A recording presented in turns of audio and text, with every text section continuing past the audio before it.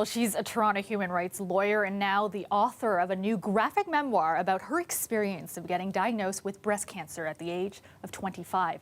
As a queer mixed-race woman, Kimiko Tobimatsu quickly noticed gaps in the medical care system when it comes to handling reproductive health issues. Now, I spoke to her about her experience detailed in her book, Kimiko Does Cancer.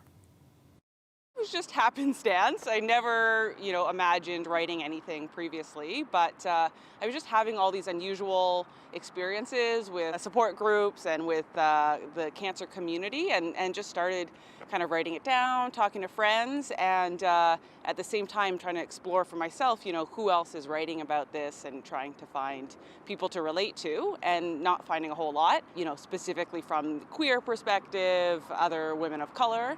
And so that's when I realized, hey, maybe we need more stories out there. She thought a graphic memoir would be a compelling way to tell her personal story. So she went about writing Kimiko Does Cancer with illustrations by Keith Haniza.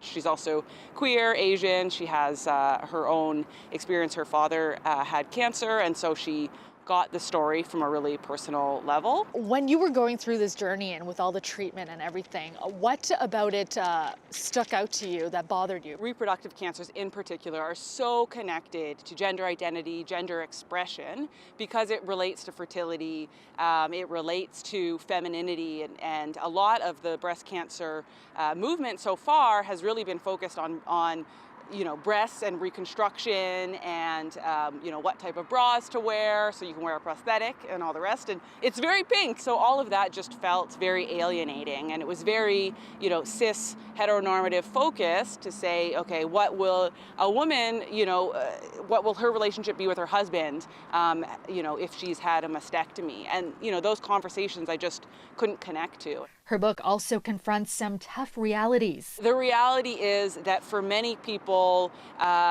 they will continue to experience after effects, and we don't need to have this shiny image. And I think it does harm to just paint a rosy picture of people just moving on and it's all done, when in reality people might have ongoing chronic illnesses or disabilities or side effects. I am in induced menopause, so that means, fun stuff like hot flashes, insomnia, but the cancer itself is gone. Tell me about the response that you've gotten so far. There's been lots of people who themselves have had cancer, whether breast cancer or something else.